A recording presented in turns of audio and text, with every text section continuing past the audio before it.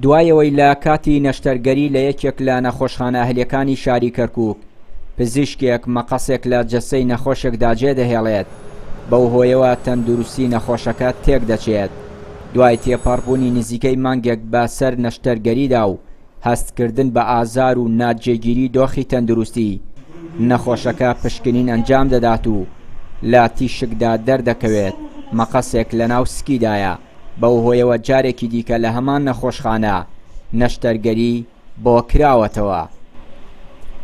ڕۆشتینە قسمیش ئەشیعە لەوێ ئەشیعە لە خەستەخانەی ئازادی ئەشیعەمان کرد ئەمانە دەرچوو.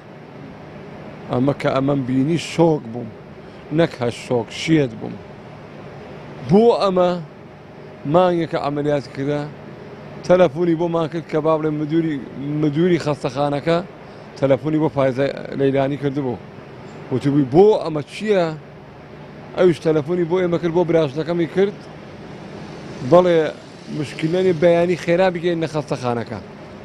گەیانمانە خەستەخانەکە و ئەم پێنجشەمە عەمەلیاتی بۆی کرد، بەڵام عەمەلیات هەر فایزە بۆی کردەوە حاڵی خراپە، حاڵی خراپە و هەر خۆی مەقەسەکەی دەرکە، مەقەسێک کە تەقریبەن 30 سانتیم.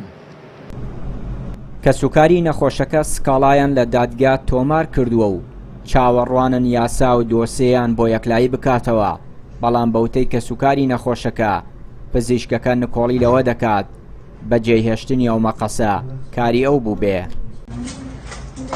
وەڵای سێمە شکاتمان کردووە، شکاتمان کرد لە مەحکەمەوە، شکاتمان کرد و لە مەرکەزیش. دکتۆرەی لە دوان دکتۆرێکم جاوتمان دکتۆرە ئێمە زمانێکمان بەرێ بۆم ئافرەتەیە کە مەسەلەن دوای ئەوە کە دەرچوو لەیرە هەر ئەعراضێکی بوو بێی تو تەحمل مەسئولیەتیکەی. وتی ئەسڵەن مەقەسەکە من جێم نێشتا، یعنی لەسەر خۆی لایدا، وتی مەقەسەکە من جێم نێشتا، مەقەسەکە زەمی دێجێشتم، زەمیدەکەیش نەماوە لێ ڕای کردە، خەتای ئێمە نییە. کە سوکارەکەیش عینە هاتە سەر خەت هەروایان وت، وتیان بڕنەوە چیتان لەدەست دێ بیکەن. ئەمە فایزە لەیانی و کوڕەکەیش عینە، کوڕەکەی ئەحمەدی ناوە دکتۆر ئەحمەد. پەیام پەیوەندی بەو پزیشکەوە کرد کە نەشتەرگەریەکەی ئەنجام داوە تا ڕوونکردنەوە لەسەر کێشەکە بدات، بەڵام ئامادە نەبوو هیچ لێدوانێک بدات. ئەمەش چەندین جارە بەهۆی هەڵەی پزیشکیەوە لە نەخۆشخانەکانی کەرکووک ئەم حاڵەتانە دووبارە دەبنەوە و گیانی نەخۆشەکان دەکەوێتە مەترسیەوە. وەزارەتی تەندروستی عێراقیش هیچ هەڵوەسێکی لەو بارەیەوە نییە. چیانوری، کەناڵی پەیام، کەرکووک.